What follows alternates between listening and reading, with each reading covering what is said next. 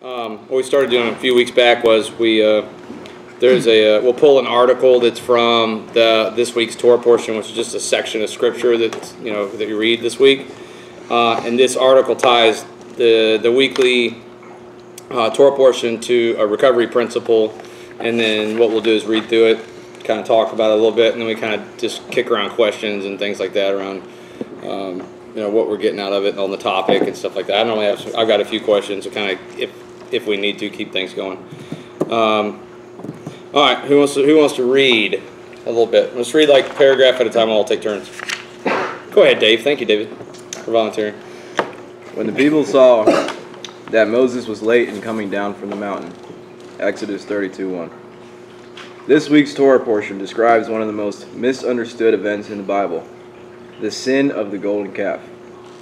Taken at face value, it is difficult to comprehend how the same people who had witnessed the miracles of the Exodus and the revelation at Sinai could be led to worship a molten image. However, a deeper understanding of the episode reveals that the people did not intend to replace God with the golden calf. What they were looking for was a substitute for Moses. As the verse states, the debacle began when the people saw that Moses was late in coming down from the mountain. No, you're eating. Go ahead. We'll skip you, buddy. Moses, a human being of flesh and blood, represented the people's tangible connection to God. As Moses related in Deuteronomy 5:5, I was standing between God and you at the time of the revelation at Sinai. Although it was God who redeemed the people from Egypt and gave them the commandments at Sinai, it was Moses who served as the visible medium through which God brought about these wonders. Without Moses to facilitate their relationship with God, the people were in a quandary and sought to replace him.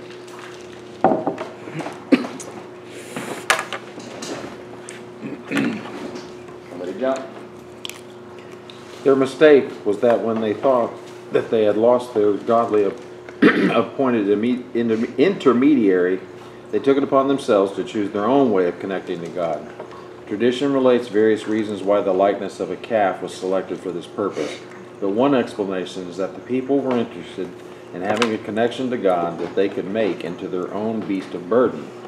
The image of a domesticated animal symbolized an intermediary with God that could be manipulated and controlled. Moses made demands of the people when necessary. He rebuked them. A docile calf would do no such thing.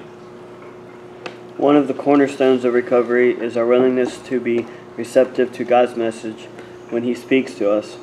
One of the ways that we seek knowledge of God's will for us is by having a sponsor. While a sponsor is not a prophet, nor is he or she infallible, a sponsor is, however, one of the best means we have for finding clarity on all aspects of our lives, great and small. Having a sponsor whom we can manipulate or order around is hardly in the spirit of the basic humility requisite for recovery. Neither it is consistent with the acceptance that we do not always know what is best for us and that we need to always remain open, receptive, and teachable. You want to finish it out? Yeah, go ahead. There's a saying in recovery, call your sponsor before, not after. Having a sponsor means being willing to take direction, not give it.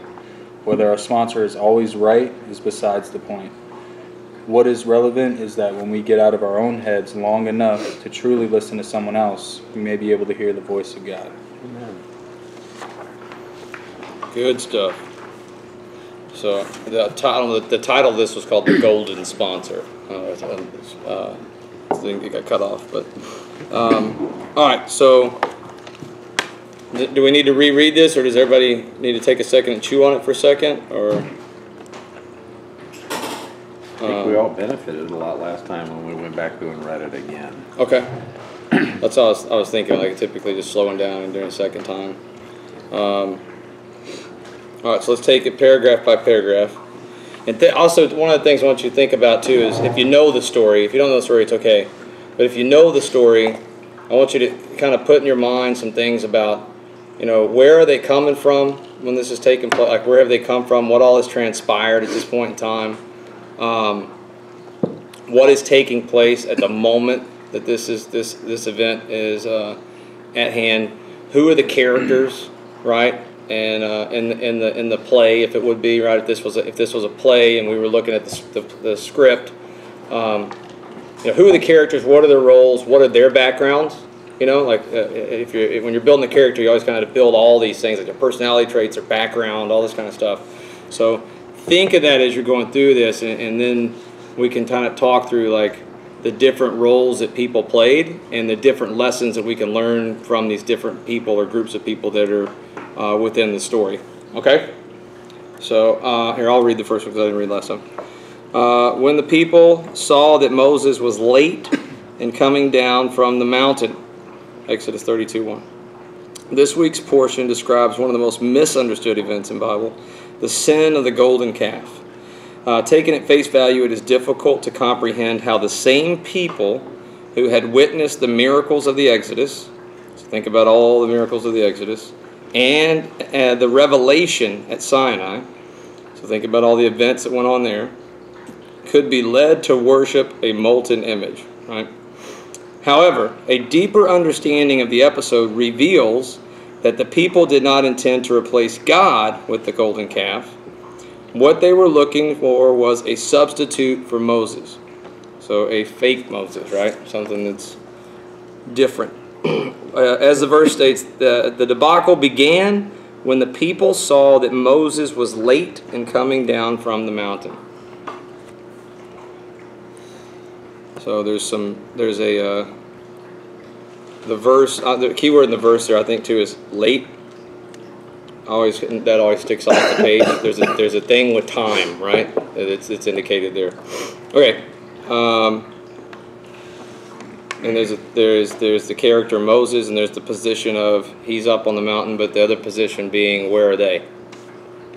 And why aren't they up on the mountain? There's some questions to look at and ask yourself, right?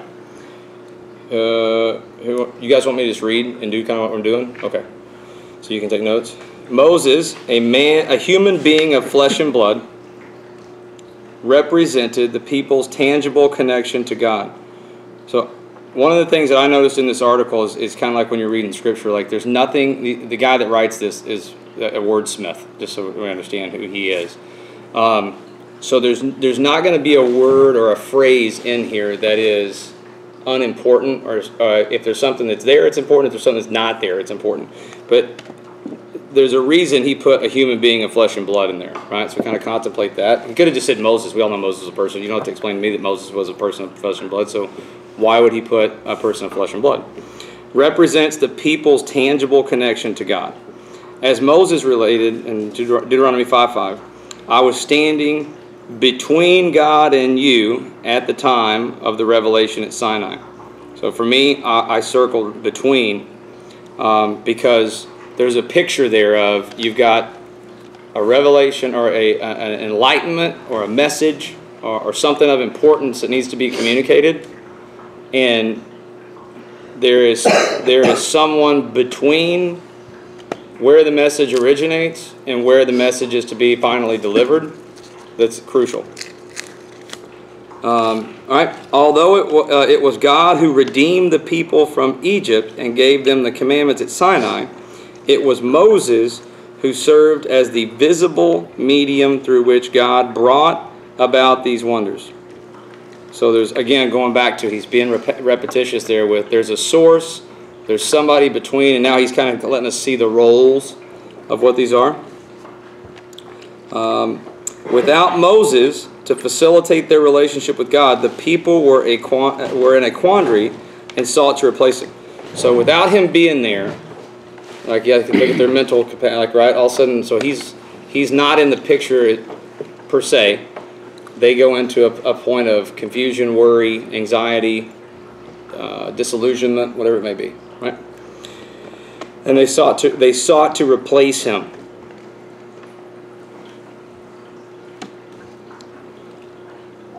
So the question that I would ask is, who originally placed Moses in the position he was in? Just a question to look at. But in this phrase, he put the people sought to replace him. So anyway, their mistake was that when they thought that they had lost their godly appointed intermediary, right? So key word there is what? Thought. Not that they had, they thought. Why? Because, you know, their relationship temporarily changed, because in one point in time he was down there with them, the next point in time he's in a different position. They took it upon themselves to choose their own way of connecting with God. A pretty powerful statement.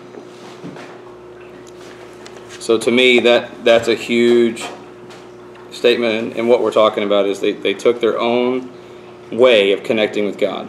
We kind of to kick around what that looks like. We know what it looks like in the story, and then we kind of go back and look at the principles. And so tradition relates various reasons why the likeness of the calf was selected in this purpose. And there's a gazillion different takes on that. But one explanation is that the people were interested in having a connection to God that they could make into their own beast of burden, right? Their own workhorse, right? They're gonna make God into something that can do what they want him to do for them. The image of a domesticated animal symbolizes an intermediary with God that could be manipulated or controlled. So he breaks it down real close there. So Moses made demands on the people when necessary. He rebuked them. So Moses' message was not always one of honey. You know, and sometimes it was a forearm shiver, and sometimes it was a hug around the neck, right? And a docile calf would not do such a thing, right? So again, we can control the interaction. One of the things I put down here is just it's the difference in between someone communicating you what you need and what you want, right? And sometimes those things are the same, and sometimes they're not the same. One of the cornerstones of recovery is our willingness. So we got principle, right? Willingness to be receptive. So we got willingness to be receptive. Think about what that looks like to God's message when he speaks to us. One of the ways that we seek knowledge of God's will for us is by having a sponsor. So that's a key. While a sponsor is not a prophet, nor is he or she infallible, a sponsor is, however, one of the best means we have for finding clarity on all aspects of our lives, great and small. So I don't know about you guys, but that's pretty important right there. It's a channel. I used to think of sponsors as a channel, right? Like God uses different channels to bless you and tell you different things. A sponsor is a channel to help you find clarity on all aspects of our lives, great and small. So I don't know about you, circle all. All right. Having a sponsor whom we can manipulate or order around is hardly in the spirit of basic humility. The basic humility requisite for recovery. So again, what's the basic requisite for recovery? Humility, right? So it's one of those things like that's the baseline, right? I've got to humble myself. Neither is it consistent with our acceptance. So humility would be like a position, right? Neither is it consistent with acceptance. That we do not always know what is best for us. What's the next step? Acceptance, right? Sound like the steps a little bit? Humble, accept. All right. And that we need to always remain open, receptive, and teachable. So I'm humble, I accept, and then I'm what? Teachable. Right? It's kind of the three things. So there's a saying in recovery, call your sponsor before, not after. It's always the old joke, right? Like I called my sponsor after everything. I had a problem. And what can your sponsor do after the problem? You know, tell you, hey, you shouldn't have done that. Having a sponsor means being willing to take direction. So again, be teachable, not to give it. Whether our sponsor is always right is beside the point. So I would ask the question, why did the writer feel it was necessary to put that statement in here? What is relevant is that we get out of our own heads long enough to truly listen to someone else. We may be able to hear the voice of God. Okay? So he answered part of that with that next phrase, but there's a big question in that. If that part where it says whether our sponsor is always right is beside the point. There's a very valuable principle within that. Okay, got it? Good deal. So let's dive in. Got some questions here.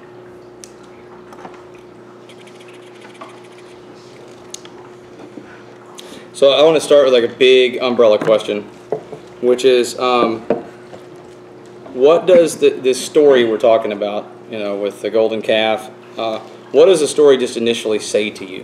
What we just read here tonight and what you know about the story. What does it say?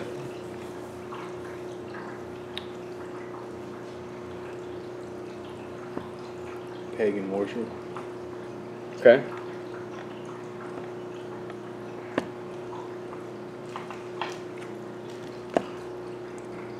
Using a different source other than God in order to connect with Him. I mean, Don't make anything else your idol. Okay.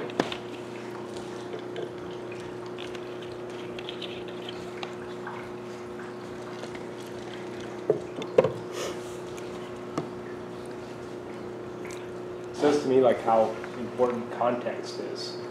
Like you were saying, like knowing who the actors were. Because I've always read that story of like, wow, what a bunch of idiots had seen all that and would create their own idol, a golden calf. Like, I would never do anything like that. You know what I mean?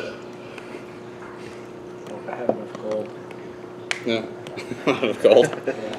Well, yeah, and that's like looking at it. So if we take that group and say that group first, like the characters in that story, like, so you've come through a life-changing event, right? From what is a horrible situation of bondage into a new realm of total freedom, and at what would look like the first opportunity to kind of get some space, they choose to replace what has been leading them up until that point with something different, right? That maybe gives them an easier message at that point in time. And so I don't know if any of you guys can relate to that in recovery of, in your work, in your spiritual life, in your relationships, or anything like that, where, all of a sudden I get to a certain point and things aren't looking exactly like I thought they were going to look. And so I need to put something in place that either I can control or that I have,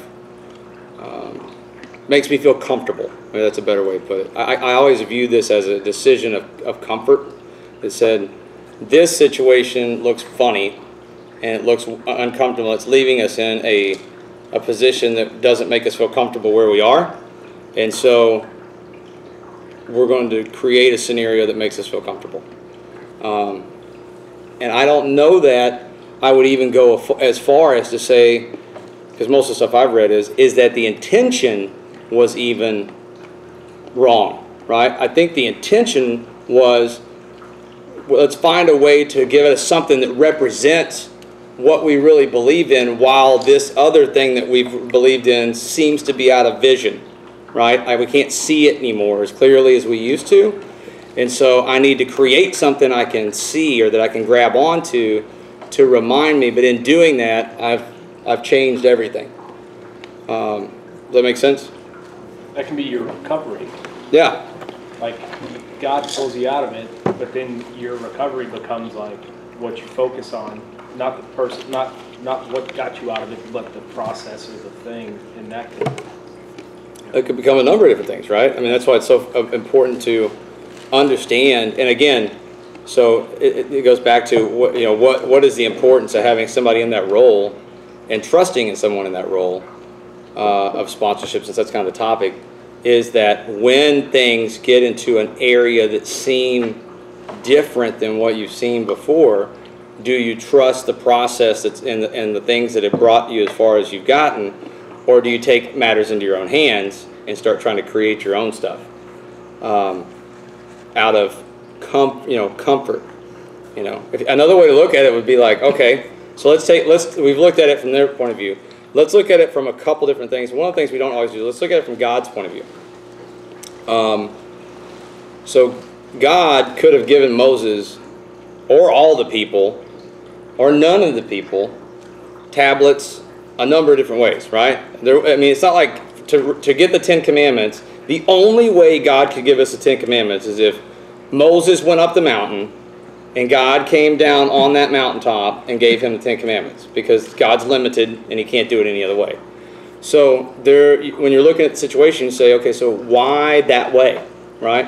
Why not everybody go up the mountain? Or why not God come down the mountain? Or why not God wait and do it at a point where they could all sit around and sing Kumbaya in the middle and they all appeared and everybody was comfortable with how God did it? Or, you follow me? Or is going back to what we know about recovery, which is God will put us in uncomfortable situations to grow us.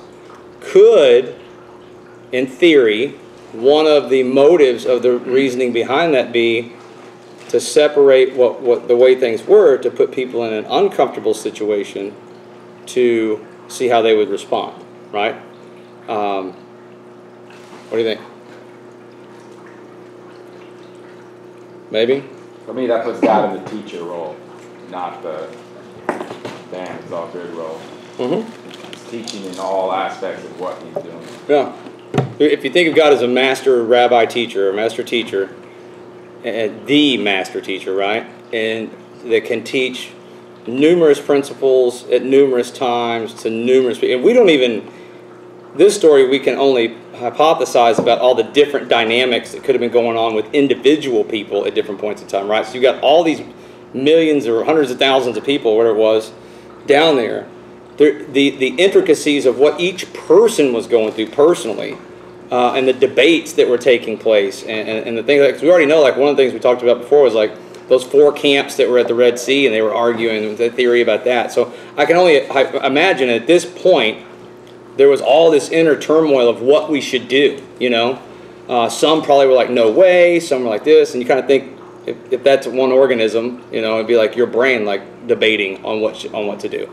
It's God teaching that lesson and he was doing something totally different with Moses up on the mountain. There's a whole other lesson going on up there that's really crucial to recovery as well. But so you've got to look at that separation and that discomfort opens the opportunity for how will you respond, right? And the question for us is, when we are in a new and uncomfortable situation, what do we need to do to respond properly? So let's throw some examples around. Like, so let's just take this group we're talking about. God separated them. Moses is up. God's up on the mountain. People are down there. What could they have done differently that would have changed the situation? And don't overthink this. I mean, it's not, you know, just keep it simple. Could have asked guidance from God directly. Okay, one thing, yep. Remember what got them there. Okay. It was their connection to God through Moses. Okay, so it'd be a different self-talk, right? Of going down a gratitude list or something like that says, wait a minute, let me take a step back. You know, yeah, we had a God that drug us out of Egypt. We had a God that did all the plagues. We had a God that parted the Red Sea. We had a God that brought us over here. We've got a God that we're looking up and we can see is right there, right now. We just don't know what's going on. Let's take a chill pill, you know, and remember where we are, you know. So it's kind of like, that would be equivalent to us doing a gratitude list, you know, kind of getting centered, reposition ourselves. So, okay. So what caused them to get out of position? Lack of faith. Okay, lack of faith. Like panic. Panic. What else? Potentially. I mean, we don't know. These are all things we can discuss. We're human beings, so if we place ourselves in that situation, I think we can come up with some very rational conclusions. So we do. Lack of faith, like they don't believe that. Who knows what they can believe, right? So how would they? Let's take that. How would they get to a lack of faith, or how would they get to a place of panic? Impatience. Okay, so they get impatient. Fear. Fear. How would they get there? I feel like they thought, they saw God work with them this entire time, and then all of a sudden he's gone, like almost seems out of reach from them at this moment, from what I see it as. Like he seems out of reach, so in that point they say, oh, okay, you were here with us this entire time, now you're gone, we can't have any way to talk to you through Moses. So how are we going to do this now? What are we going to do? You know, we have to create something so they can believe that they can have some kind of reach with him, or Yep. you know, I feel like that could create panic or, you know, confusion amongst all of them, and then Great. all kinds of crazy. So that's really good. So that's, and basically what you're saying is their self-talk, their thought patterns led them down a path of repositioning themselves to be panicked or have no faith or whatever it may be. And so would you agree that it's possible that because they didn't acknowledge the end result that God's really trying to get them to acknowledge because of where they're coming from, that could potentially have impacted them? Here's what I mean. So what most of us, and it's kind of equate this back to recovery, right? When you first get that moment, and all of ours are different, right? And I'll speak about mine, you can think about yours. So moment of clarity, right? Like moment of realism when I said, you know, I don't want to do this anymore, God. From that moment, there are phases in my recovery I can look back at and say, God interacted with me in different ways during these different times. And in my early recovery, it was a much more parting of the Red Seas, you know, hellfire and brimstone, Sinai experiences, all these different, like, just, you know, he was right there in my face. You know, like, it was stuff happening all the time. And as I progressed in my recovery, he has positioned himself differently at times, because I had to go back and look and say, okay, so why does that happen? Here, some people say, I feel like God's distanced himself from me. And of course we evaluate, am I being disobedient? Is there something going on? You know, and what happens with us is sometimes we get so used to, and the Israelites did this, if you think about the story, God meeting our every need, that we become reliant upon that relationship being that way, much like a baby is reliant upon a mother, right? And as the kid grows up, the parent does not take care of the kid the same way. Eventually the parent says, you know, get out, go take care of yourself. The ultimate goal for God is to have a relationship for us where we are self-reliant, right? We still are reliant upon him, but we are not reliant upon him like we would be in a baby stage. It's kind of like Paul talks about. You know, let's move on past these basic principles and the milk and move on to the meat. So part of this was just the first step of God saying, all right, I'm gonna change this a little bit because I need you to start growing up. And so we've got to understand in our recovery that that's going to take place too. That if we're looking for the same thing we were experiencing in day 1, week 1, month 1, year 1, in year 2, year 3, year 4, it's not going to happen that way. Jake's been clean for a while. Alex has been clean for a while. I've been clean for a while. I can tell you, it's changed. And I've had those experiences like I can relate to with them there, where I get panicked because I'm like, am I doing something wrong? It feels different. There's something different than there was back here, right? It's different. And it's only in those moments where I've been able to go, and again, going back to the sponsor thing, that's when having somebody else that can have you look at these situations and say, and you look at them and say, what's going on, right? And they can say, oh, no, nothing's wrong. God's moving over here. You're going through a growth pattern. Let's listen and talk about what's going on here. Let's talk through this. And they can help you find their way there. The point that's missed here, there's a person that's not brought up in this scenario. Who's the person that's not brought up in this scenario? Aaron. They weren't left alone. They weren't. There was somebody still there that they could have gone to. The problem is they went to him and manipulated him and used him. And pushed him around. They didn't use him for what he was there for. And what he was there for is a sounding board of clarity, right? He wasn't Moses, but he was there as a reminder of Moses to keep some type of connection there with them as that thing changed. So they just didn't follow their process or who they needed to get with. So if we look at some of the other characters, so who else is in the story? We got Moses. We hadn't talked about him yet, right? What did Moses do in this story, in this Torah portion? He's leading them out of Egypt. This one, he's up on the mountain. Gone. Yeah. He said he'd gone to the mountain. Yeah, he's on the mountain. He's getting the instructions for the tabernacle, finalizing that deal, getting ready to close with the title company, right? He's up there with, you know, Yahweh Title Company, getting ready to close on the tabernacle deal. And then he comes down, after God, first God says they're doing the golden calf, right? And Moses says, you know, why are you going to destroy them? Which is kind of a weird question, right? When it just tells them your people are going crazy. And then he comes back down, breaks the tablets, breaks the calf, mediates for them, and tries to get God to forgive them, and then gets a second set of tablets, right? One of the interesting things to look at with Moses in this story is in the conversation he has with God when all this goes down. And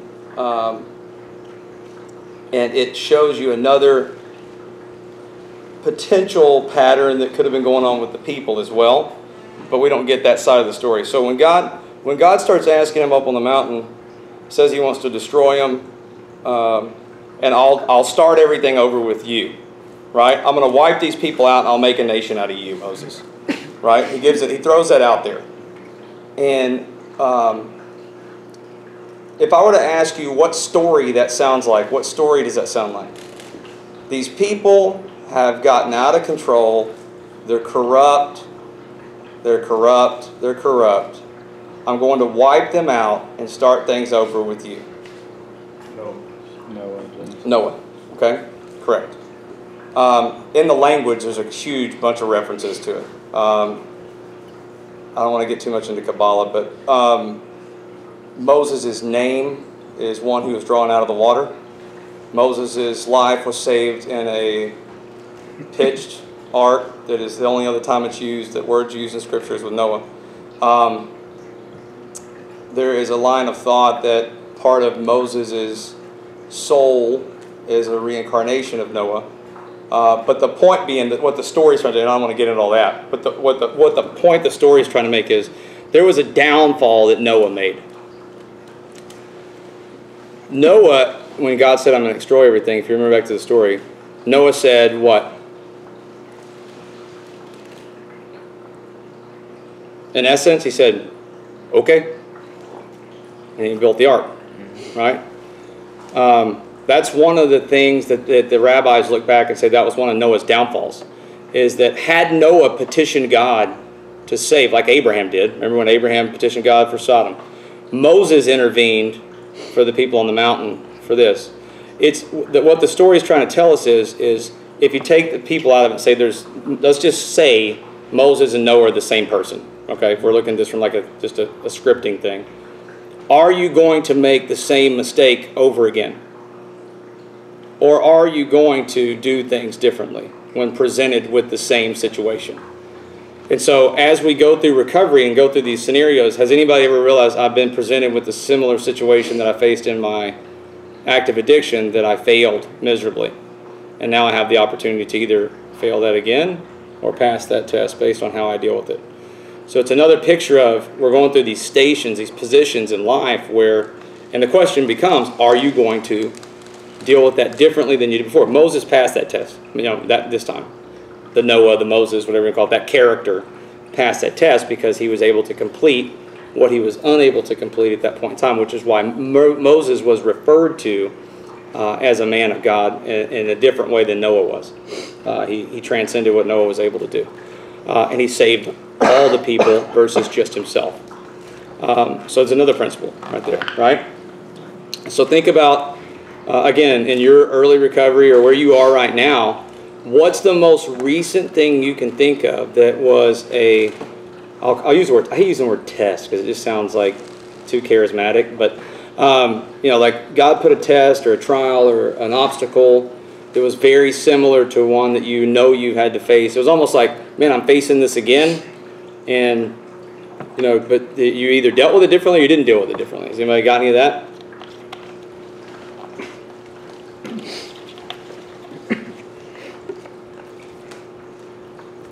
I'd say with my job. Okay. It's my true instinct is to quit. Okay. Or like find a way out. And I think that throughout what God's been trying to show me is that it's using Him, to overcome that feeling or spirit or emotion within me that causes me to deviate from something that can potentially be growing me into the person He's trying to get me to be. Okay. Anybody else got anything? But I know I'll use it a different way. It was an old hang-up you might have used to have, or an old weakness you used to have. It doesn't necessarily have to be a person, place, or it could be just a situation that, you know, in the past I got angry and failed miserably in these ways, right?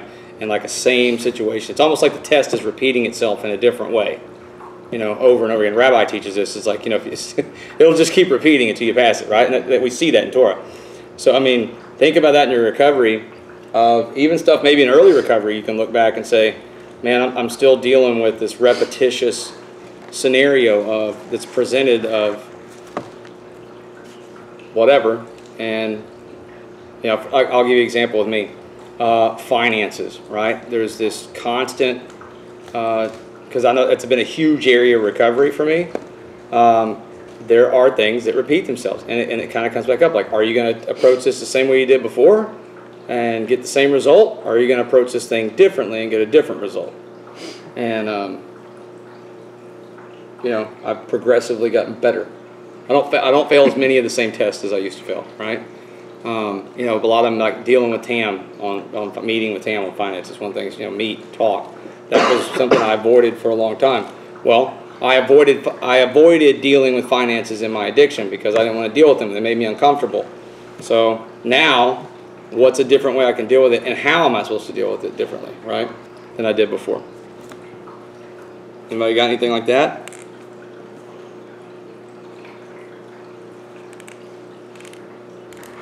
Say certain situations I reacted to in my addiction before was small stuff, how I react to something, you know, whether it be something that I don't like or something that I don't want, you know, my old character defects of trying to control a situation, letting that go, you know, Okay. like getting out of control of something or whatever it may be. Has everybody in here worked their steps to the point where they've gotten their character defects? Or at least once through? They've gotten a grip of some of them? So that's a good indicator, right? Like, look at where your character defects have surfaced and say, okay, what caused that? And is this a repetitious thing? Because it obviously, if it's a character defect, it's something I've failed many times because I've used this defect in many different ways. I'm probably the whole time. That's an indicator of how to kind of find this stuff, is defects. I think I blocked your video the whole time, dude. Sorry about that. Sorry. The last 30 minutes was sponsored by Essentia. Subliminal messages. Yeah. We'll take a break for some water. You can pick that up at your local Publix.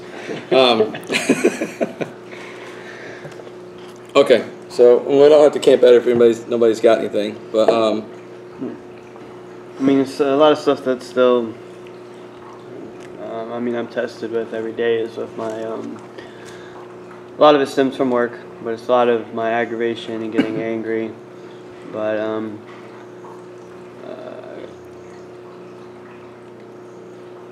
God's working me through that, but it also is positioning other people in my life to show me and help me through them areas of why I'm getting aggravated, and then from why I'm getting angry and why is it stemming going to getting aggravated or blowing up in a situation. And in the past I would just quit and not think twice about it and not go back to it, and now I can think about why I'm acting that way,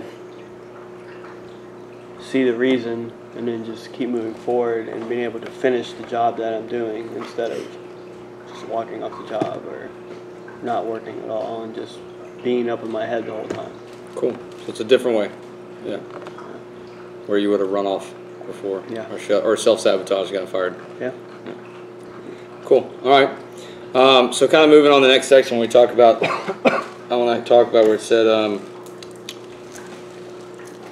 I was standing between God and you at the time of Revelation. So how many people here, I hate, these are kind of Bible terms, but how many people here want more revealed to them, let's just put it that way, and whatever that looks like, and whether that's in your relationships or in your life, in your finances, in your work. Is everybody on the same page there?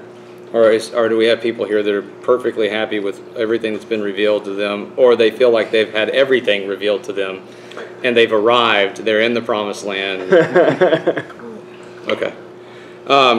So when that breaks down, that you have revelation, right? This source of revelation, this message of revelation, this answer, we'll call it, right? We'll call it a solution. And so we got a solution, and we've got people, right? Or us, right? Here. Solution, people in need of solution. Then there's this mystical thing called Moses in the middle, which we could talk about a number of different ways, right? So Torah gives us a lot of answers. But then you also kind of need someone to bring that in and bring it home for you, because most of us don't understand all that. So, recovery calls that a sponsor. Some people call it a mentor. Some people call them coaches. There's all these kind of catchy, cliche words, depending on what circle you're in, people will use. But there's somebody that's in that position, right? That's gonna take that message and give it to you. It's like, on the football field, there's a coach that's evaluating stuff. He sends a message to one coach.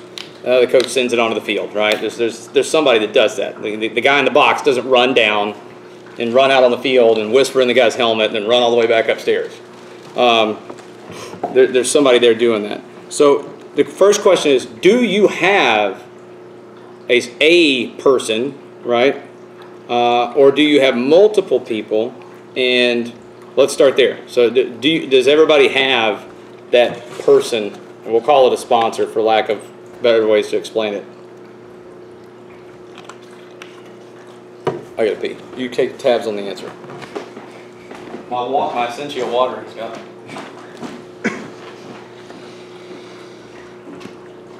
Everybody here,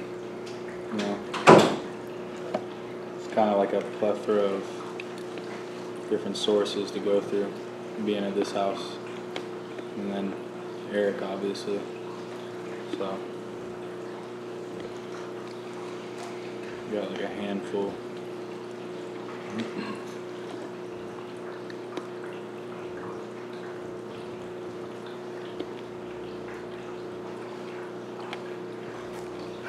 I was basically going to say the same thing. There's not just one person I get something from. I get something from somebody every day, or from multiple people a day. Sometimes, and honestly, sometimes from people that are really unexpected, like even people at work. I would never expect them to even talk about God or any of that kind of stuff, but lead tech actually gives me good advice. We actually both give each other good advice. We actually talk about the secret quite a bit, the law of attraction and stuff, so that's pretty cool. I noticed too when I submit myself to people, like you just submit yourself to, asking for help or guidance. It could be anybody, you know what I mean? It doesn't have to be your plotted person, I'll be at work and be going through something, and if you legitimately go to them and, want to talk about, what you're going through, usually that person's going to be there to, at least show you their point of view or something like that. So I missed part of that. I heard part of it. So you're saying anybody can be your sponsor, or you're saying? Or, No. Okay. No, it progressed. I said everybody within the household, and Jason, I have a ton of people that I can use in that role. And then Will said, yeah, the same thing. And then I said, you also can open yourself up to using people outside of your immediate core. It's Gotcha. interesting. Okay. Yeah. So could be accountability, I guess you'd say, or you're talking about experts that can answer questions in certain areas that know more than you do. Or you're just talking about having conversations. Like a random, you Yeah. can go up to a bum and be like, dude, I'm going through it. Oh, No well, problem. yeah, you can open up to anybody. That's true. So, if we look at the structure in Scripture, though, and we look at the structure in recovery, because this is a topic that I have found to be, if not the one of the most difficult topics for people to grasp in recovery. And one of the ones that they refuse the most. And the ones that's why they call it the golden sponsor. So, what was the tendency of the people in this? Let me go back to what they did. What was the tendency? What did they have? What was the tendency they wanted to do? We'll go back and read it. Their own sources to be comfortable. Right. Find something that would tell them what they want to hear. That's the tendency. So the problem with, if we're built that way is, and that's our tendency, and that's, Israel's always a picture of kind of human nature, you know, in Scripture. It's just, they're a picture of humanity in a lot of ways. If that's our tendency, then we will, and so you go back to another principle, right? What is it? I will always find exactly what I'm looking for, right? Now, what if I'm subconsciously looking for someone who will tell me what I want to hear? Using the law of attraction, of attracting someone who has a similar sickness that I do, or weakness that I do. And you guys, it's easy, it's hard to spot it in us. We see it in the rooms all the time of all the codependent cacklers are over there together, and all these groups over here are here together, right? So if our tendency is that, the danger is, and there's nothing wrong with talking to people, so I'm not beating you up about that, but the danger and the piece that I see people struggle with is we want to find someone that we pick as the person or people who will speak into our life. There is this subconscious or unconscious wall that says, I have a real problem, and some of this is taught, so don't get me wrong. There is this whole undercurrent in Christianity that says, call no man rabbi, call no man your teacher, or whatever it is, right? And that's been taken out of context, but this whole thing of like only Jesus can answer stuff, right? And the principle is open yourself up to be teachable.